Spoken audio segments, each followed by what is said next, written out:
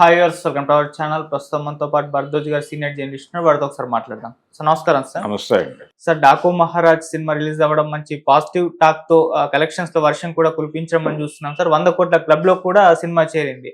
అయితే ఇదిలా ఉండగా ఈ సినిమాకి సంబంధించి సినిమా రిలీజ్ రోజు కొంతమంది ఫ్యాన్స్ అత్యుత్సాహంతో ఒక పొట్టేల్ని బాలకృష్ణ గారి కటౌట్ ముందు నరికేశారు సార్. సో ఇప్పుడు ఇది కాంట్రవర్సీ క్రియేట్ చేసేసింది.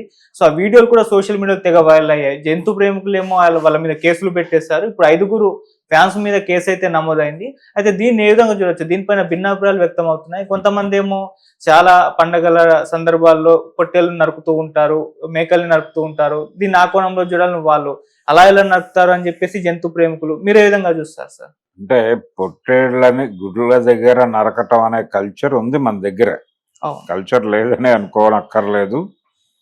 ఇది చాలా సందర్భాలలో జరుగుతూ ఉంటుంది. వీటిని అడ్డుకునే పరిస్థితి ఉందా అనేది ప్రశ్న. అలాగే ఈ ధోరణి ఎలా వ్యాపించిందంటే, వాళ్ళు కటౌట్ దగ్గర ఈ సినిమాకి మంచి జరగాలని బలి ఇచ్చినట్టు. బలి అనేది నరబలి జరిగింది కాబట్టి పుష్ప 2కి తిరుగులేదు అనే మాట కూడా వినిపించింది అప్పుడు.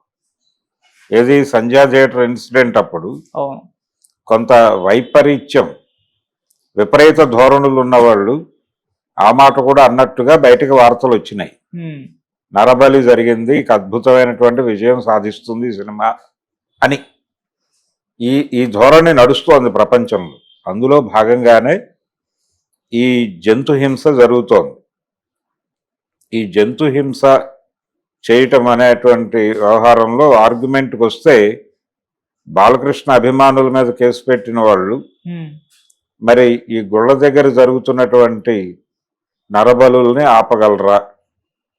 బలి అనేది నిషేధం చేసేటువంటి పరిస్థితి ఉందా ఏ రూపంలో అయినా కానీ?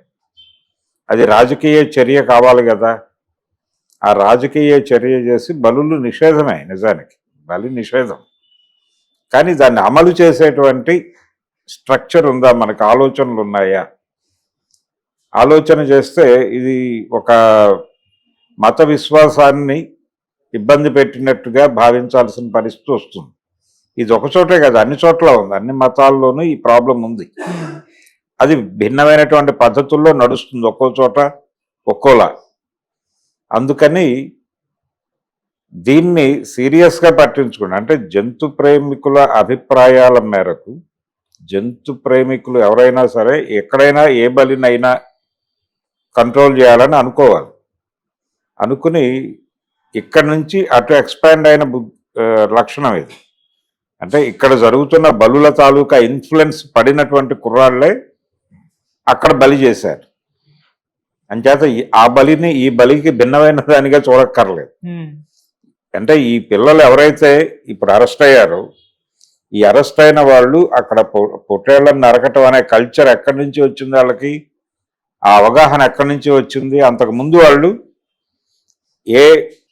ఏ గ్రామదేవత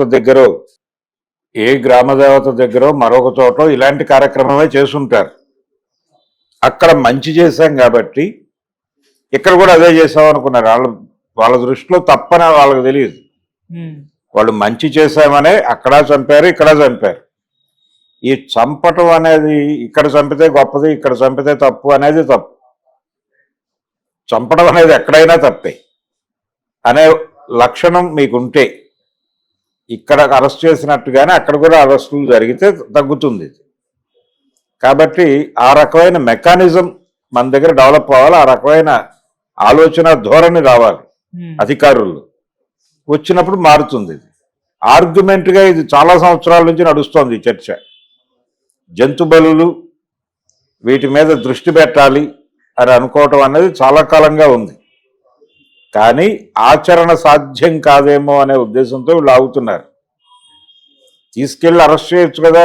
ఇప్పుడు ఒక టెంపుల్ దగ్గర ఒక పొట్టేళ్ళని నరికినప్పుడు, లేకపోతే ఒక దున్నపోతుని నరికినప్పుడు ఇమ్మీడియట్గా పోలీసులు వెళ్ళి అరెస్ట్ చేసి వాళ్ళ మీద కేసులు పెడుతున్నారా అనేది ప్రశ్నే. పాలాభిషేకాలు చేసేవాళ్ళు ఇంతకుముందు కట్అవుట్లకి, అదొక పైత్యం. దాని తాలూకా ఎక్స్టెన్షన్, ఆ ఎక్స్టెన్షన్ ఆలోచన మీకు ఆ పిల్లల వాళ్ళు ఎక్కడ పుట్టారు, వాళ్ళ బ్రాటప్ ఏమిటి అనేది చూస్తే వాళ్ళు ఎందుకు నరికారు అనేది అర్థమవుతుంది. అంత క్లియర్గా అంత డెప్త్లోకి వెళ్ళి ఆలోచించే పరిస్థితిలో మన వ్యవస్థలు ఉన్నాయా అనేది చూడాలి. ఇప్పుడు ఆ నరికిన పిల్లలు వాళ్ళు అంతకుముందు ఇంకెక్కడో నరుకుంటారు, అది మంచి అయినప్పుడు ఇది చెడు ఎందుకు అవుతుందని అనుకుంటారని. ఇప్పుడు అందుకని వాళ్ళ కోణంలో నుంచి చూస్తే ఎక్కడ నరకటం అయినా తప్పే. ఇప్పుడు అందరూ చెప్తున్నట్టుగా వీళ్ళని చేసినప్పుడు వాళ్ళని చేయాలి. ఇది జరుగుతోందా? ఇప్పుడు సంజయ్ థియేటర్ దగ్గర జరిగినటువంటి తొక్కిసలాటలో ఒక మహిళ చనిపోయిందని కేసులు పెట్టారు, అల్లు అర్జున్ని వేధించారు, ఓకే. ఇలాగే మొన్న తిరుమలలో జరిగింది, ఏది ఆ స్కూల్లో టోకెన్ల వితరణ కార్యక్రమంలో ఒక స్కూల్లో జరిగినటువంటి తొక్కిసలాటలో 6గురో 7గురో చనిపోయారని వార్త వచ్చింది. మరి ఆ సందర్భంగా ఆ తొక్కిసలాటకి కారణమైనటువంటి టీటీడీ నుంచి ఎవరినైనా అరెస్టులు చేశారా, లేకపోతే ఆ తొక్కిసలాటకి ఒక రకమైన అవకాశం కల్పించినటువంటి పోలీస్ డిపార్ట్మెంట్ నుంచి, అది వాళ్ళ వైఫల్యం కూడా, అన్ని వ్యవస్థల వైఫల్యం వల్లనే జరిగింది అది. మరి అన్ని వ్యవస్థలు, అక్కడ ఉన్నటువంటి అన్ని వ్యవస్థల రిప్రజెంటేటివ్స్ని అరెస్టులు చేశారా, వాళ్ళ మీద కేసులు పెట్టారా అనే ప్రశ్న కూడా ముందుకు వచ్చింది కదా. చెయ్యాలి అది కూడా. ఇక్కడ ఎలాగైతే సమధర్మం పాటించి గుళ్ళ దగ్గర నరికిన వాళ్ళని మంచి వాళ్ళని, కటౌట్ దగ్గర నరికిన వాళ్ళని దుర్మార్గులని చెప్పడం ఎలా తప్పు, ఇక్కడ కూడా అక్కడ కేసులు పెట్టరాదు ఇక్కడ కేసులు పెట్టవచ్చు అనడం కూడా తప్పే. అది న్యాచురల్ ప్రాసెస్లో జరగలే. ఇక్కడ ఎలాగైతే అల్లు అర్జున్ రావడం ద్వారా ఆ తొక్కిసలాట జరిగిందో ఇక్కడ వాస్తవం ఉంది. అలాగే అక్కడ కూడా ఓ ప్రాతిపదిక ఉంది. వాళ్ళే మైకులు పెట్టి చెప్పలా, మైక్ అనౌన్స్మెంట్లు చేయలే. వాళ్ళు ఆ పక్కన స్కూల్లో పక్కన పార్కులో ఉన్నారు జనాలు అందరూ. అంత పెద్ద ఎక్కువ బేభత్సమైన జనాలు కూడా కాదు, అంతా 3000 లోపు ఉన్నటువంటి జనాలు. వాళ్ళకి సరైన కమ్యూనికేషన్ లాగా ఇటు దూకారు అంతే. నువ్వు కమ్యూనికేషన్ నెట్వర్క్ ఏర్పాటు చేసుంటే, మైక్ పెట్టుంటే ఏమయ్యేది? 6గురు బతికేవాళ్ళు కదా. అది చెయ్యనందుకు జరిగిందా? మైక్ పెట్టిన వాళ్ళని ముయ్యాలిగా, వాళ్ళే కారణం కదా దీనికి. ఇక్కడ ఎలాగైతే అల్లు అర్జున్ కారణం, అక్కడ వాళ్ళు కారణం.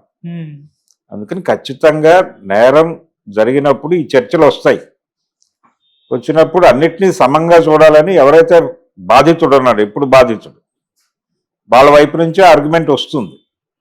దాన్ని ఎదుర్కోవడానికి మీ దగ్గర ఉన్న ఆర్గ్యుమెంట్ ఏమిటి అనేది చూడాలి. అది వివక్ష అనేది ఏ విషయంలో జరిగినా తప్పే. అలాగే ఇక్కడ చూడాల్సింది ఏంటంటే వాళ్ళ బ్రాటప్ ఏమిటి అనేది. వాళ్ళు ఎక్కడి నుంచి, ఏ పేటల నుంచి వచ్చారు వాళ్ళు, ఆ పిల్లలు ఎవరైతే అక్కడ పొట్టేళ్ళను నరికారో ఆ పిల్లలు ఏ పేటల నుంచి వచ్చారు